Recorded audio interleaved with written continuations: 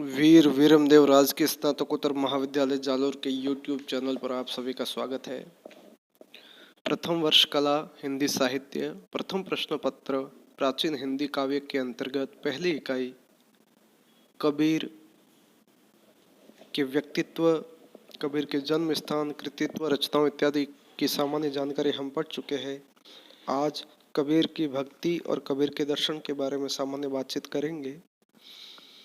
प्रिय विद्यार्थियों, मध्य युग में धर्म प्रवण सामान्य जनों को सिद्धों और नाथों के चमत्कार और विरागपूर्ण साधना से मुक्त करके जाति पाति ऊंच नीच की द्वेषपूर्ण भावना से रहित निर्गुण भक्ति की रस धारा में निमग्न करने वाले सर्वप्रथम साधक है कबीर।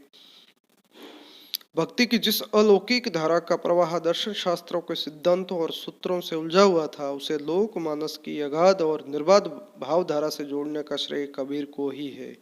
कबीर के गुरु रामानंद और उनके गुरु भाइयों द्वादश शिष्यों ने भक्ति को आम जन से और लोक मानस के साथ जोड़ा और ये तमाम जो इस दर्शन का जो तमाम श्रेय है वो स्वामी रामानंद और उनके शिष्यों को जाते हैं, जिसमें कबीर की महत्वपूर्ण भूमिका है।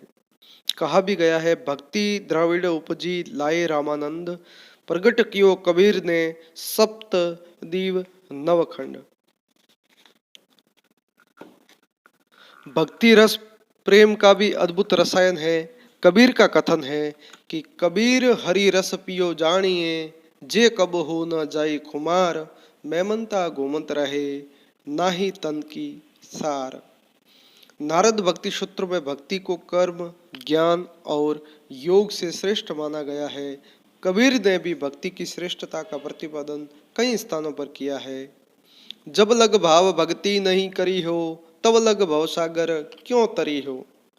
नारी के विषय में वे कहते हैं कि नारी नसावे तीन सुख, जहाँ नर पासे होय, भक्ति मुक्ति निज ज्ञान से पैसी न सके कोय। कबीर की भक्ति की सबसे बड़ी विशेषता है प्रपत्ति।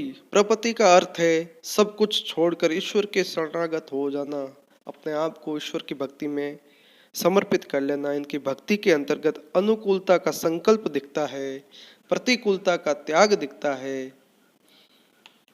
आत्म निक्षेप, जिसका अर्थ होता है पूर्णतया भगवान में व्यस्त कर देना, अपने आप को समर्पित कर लेना।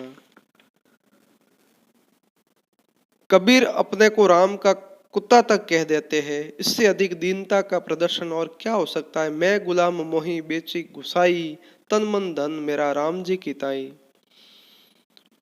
कबीर आगे कहते हैं कि जब लगी भक्ति सकामता, तब लगी निष्फल सेव, कहे कबीर वे क्यों मिले निह कामी निज देव।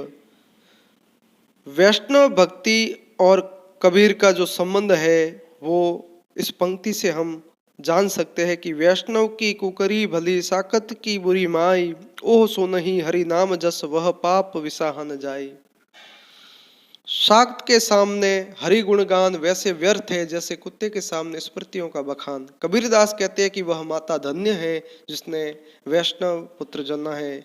कबीर दनीते सुंदरी, जीनी जता वैष्णव को पूत, राम सुमरी निर्भय हुआ, सब जग भया औ।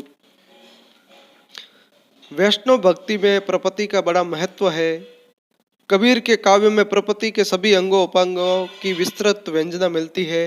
वैष्णव भक्ति में नाम साधना की पूर्ण स्वीकृति है।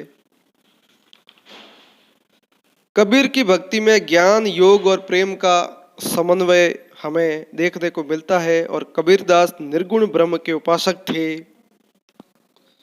तो इस तरीके से कबीर की भक्ति का जो सारांश है वो हम